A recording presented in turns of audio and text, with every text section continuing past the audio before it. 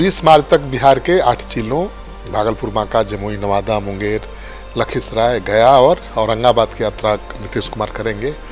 उनकी यात्रा अभी तक नालंदा, पटना, भोजपुर, रोहतास, जहानाबाद, अरवल, कैमूर और बक्सर में भी नहीं पहुंची है। नीतीश यात्रा के 5वें चरण में इन जिलों में भी जा सकते हैं, जो 30 मार्च तक हो सकती है। तो 30 मार्च तक तो यात्रा पर ही रहेंगे। नीतीश कुमार अपनी समृद्धि यात्रा पूरी करने के बाद ही मुख्यमंत्री पद से इस्तीफा देंगे। और बिहार में कब से बीजेपी सरकार? नई सरकार में कौन बनेंगे मंत्री और किसकी होगी छुट्टी? नमस्कार, आप देख रहे हैं सिटी पोस्ट लाइव। मैं हूं सृष्टि राज। बिहार के मुख्यमंत्री नीतीश कुमार के राज्यसभा जाने के साथ ही सत्ता के गलियारों में चर्चाएं तेज है कि कब मुख्यमंत्री की कुर्सी छोड़ेंगे और कब दिल्ली शिफ्ट होंगे। सूत्रों के मुताबिक 10 अप्रैल से पहले नीतीश के सीएम की कुर्सी छोड़ने की संभावना कम है। 9 अप्रैल के बाद वह राज्यसभा सांसद के रूप में शपथ ग्रहण करेंगे। इसके पहले उन्हें विधान पार्षद की सदस्यता से इस्तीफा देना होगा और खरमास के बाद बीजेपी के नेतृत्व में नई सरकार बन सकती है। अब आइए विस्तार में जानते हैं पूरे मुद्दे के बारे में चीफ एडिटर श्रीकांत प्रत्युष से। सर, 14 अप्रैल को खरमास खत्म होते ही बिहार में बीजेपी की सरकार बन जाएगी। देखिए, 16 मार्च को नीतीश कुमार ने राज्यसभा का चुनाव जीता है। उधर कैबिनेट सचिवालय ने समृद्धि यात्रा के 4थे चरण का शेड्यूल भी जारी कर दिया है। तो 20 मार्च तक बिहार के 8 जिलों भागलपुर, बांका, जमुई, नवादा, मुंगेर, लखीसराय, गया और औरंगाबाद की यात्रा नीतीश कुमार करेंगे। उनकी यात्रा अभी तक नालंदा, पटना, भोजपुर, रोहतास, जहानाबाद, अरवल, कैमूर और बक्सर में भी नहीं पहुंची है। नीतीश यात्रा के 5वें चरण में इन जिलों में भी जा सकते हैं, जो 30 मार्च तक हो सकती है। तो 30 मार्च तक तो यात्रा पर ही रहेंगे। नीतीश कुमार अपनी समृद्धि यात्रा पूरी करने के बाद ही मुख्यमंत्री पद से इस्तीफा देंगे। और मुझे जो जानकारी है 10 अप्रैल के बाद। सर, तो ऐसे में 30 मार्च से पहले नीतीश कुमार मुख्यमंत्री पद छोड़ने वाले हैं या नहीं? बिल्कुल नहीं। 10 अप्रैल के बाद ही नीतीश कुमार इस्तीफा देंगे। राज्यसभा में उनकी सदस्यता 9 अप्रैल के बाद शुरू होगी। इसका मतलब हुआ कि उसके बाद ही राज्यसभा सांसदी की शपथ लेंगे। जेडीयू के सूत्र बता रहे हैं कि नीतीश कुमार जब मन करेगा तब तक सीएम बने रहेंगे। वो दबाव की राजनीति करते नहीं हैं और न ही किसी प्रलोभन और प्रेशर में आने वाले हैं। वो जब तक चाहेंगे सीएम बने रहेंगे। अभी खरमास चल रहा है, इस दौरान शुभ कार्य नहीं किए जाते हैं। तो 14 अप्रैल को खत्म होने वाला है खरमास। तो मानकर चलिए कि इसके बाद ही नई सरकार बनाने की कवायद शुरू होगी। लेकिन उसके पहले बातचीत चल रही है, तैयारी चल रही है, लेकिन 14 अप्रैल के बाद ही नई सरकार का गठन हो सकता है। सर, तो क्या ये तय है कि बीजेपी की नेतृत्व में ही सरकार बनेगी? देखिए, अब इतना दिनों से नीतीश कुमार हैं और नीतीश कुमार जब सीएम की कुर्सी छोड़ रहे हैं तो स्वाभाविक रूप से कुर्सी बीजेपी के पास जाएगी। नीतीश कुमार के मुख्यमंत्री पद से इस्तीफा देने के बाद तो पूरी संभावना है कि बीजेपी का अगला सीएम होगा। हालांकि अब तक ऑफिशियल ऐलान न तो जेडीयू ने किया है और न बीजेपी ने किया है कि किस पार्टी का मुख्यमंत्री होगा, लेकिन यह अंडरस्टूड है कि बीजेपी का होगा। अगर बीजेपी नेता मुख्यमंत्री बनते हैं तो कैबिनेट में बीजेपी जेडीयू की हिस्सेदारी का फार्मूला भी बदल जाएगा। जेडीयू के पास जो विभाग हैं वो बीजेपी के पास जा सकते हैं और बीजेपी के विभाग जेडीयू के पास जा सकते हैं।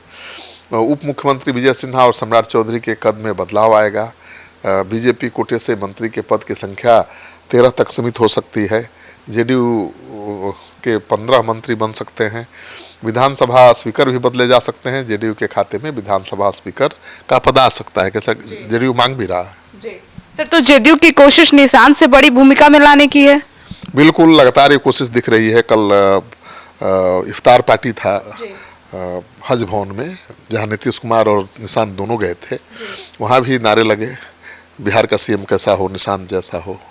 तो निशांत को सीएम बनाने की मांग तो लगातार चल रही है। टीम निशांत भी काम कर रही है। जेडीयू चाहेगी कि नीतीश के दिल्ली जाने के बाद उनके बेटे निशांत बड़ी भूमिका में आए। जेडीयू सीएम कुर्सी छोड़ने की जल्दी में अभी नहीं है। तैयारी निशांत को बड़े जिम्मेदारी दिलाने की है।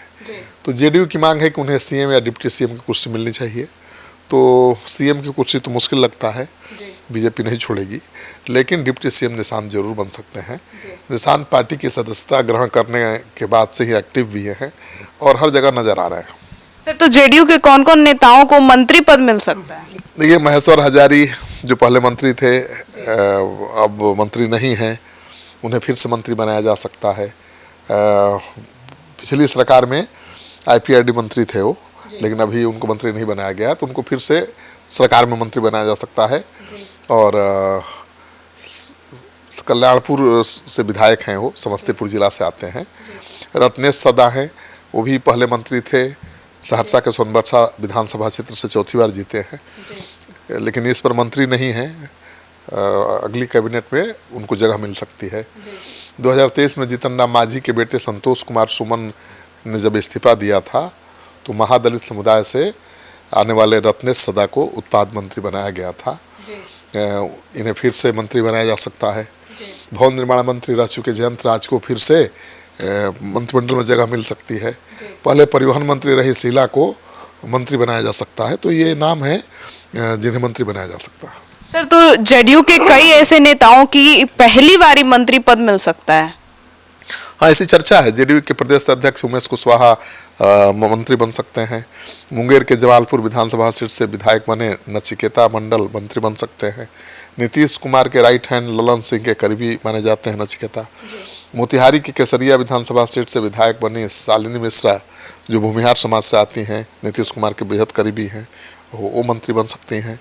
तो ये तमाम नए लोगों को चांस मिल सकता है। सर, तो बीजेपी कोटे से मंत्री पद की रेस में 5 नेता भी हैं, ऐसी खबरें आ रही हैं। देखिए, नितिन नवीन काया समाज से आते हैं, उनकी जगह खाली है, तो उनका विभाग किसी दूसरे मंत्री को मिल सकता है। वो अतिरिक्त भी प्रभार संभाल रहे हैं अभी दिलीप जायसवाल, लेकिन कहा जा रहा है कि जो नया मंत्री बनेगा उसको ये विभाग ट्रांसफर हो सकता है। नए कैबिनेट के दौरान यह पद बीजेपी के किसी बड़े नेता को ही मिलेगा। नीतीश मिश्रा झंझारपुर से 5वीं बार विधायक बने हैं। उद्योग आपदा प्रबंधन विभाग, ग्रामीण विकास मंत्री के रूप में बेहतर काम कर चुके हैं। उनको फिर से मंत्रिमंडल में जगह मिल सकती है। पटना शहर के दीघा सीट से विधायक है संजीव चौरसिया। विधान परिषद के सदस्य संजय मयूख और नितिन नवीन की जगह संजय मयूख को मंत्री बनाए जाने की चर्चा है। बीजेपी के शीर्ष नेतृत्व के करीबी भी हैं संजय मयूख, और जमीनी स्तर के नेता माने जाते हैं। इनकी पकड़ प्रदेश में ही नहीं बल्कि दिल्ली तक मजबूत है। बेगूसराय की तेघड़ा सीट से जीतकर विधायक बने हैं रजनीश कुमार, वो मंत्री बनाए जा सकते हैं, भूमिहार समाज से आते हैं। नीरज कुमार बबलू जो पहले मंत्री थे, फिर से उनको मंत्रिमंडल में जगह मिल सकती है। तो बीजेपी के नए चेहरे हैं जिनको फिर से मंत्रिमंडल में या पहली बार मंत्रिमंडल में जगह मिल सकती है। तो सुना आपने, तो अब देखना होगा कि नई सरकार का गठन कब होता है और बिहार को नए सीएम कब तक मिलते हैं। आपकी क्या राय है, कमेंट सेक्शन में जरूर बताइएगा। धन्यवाद।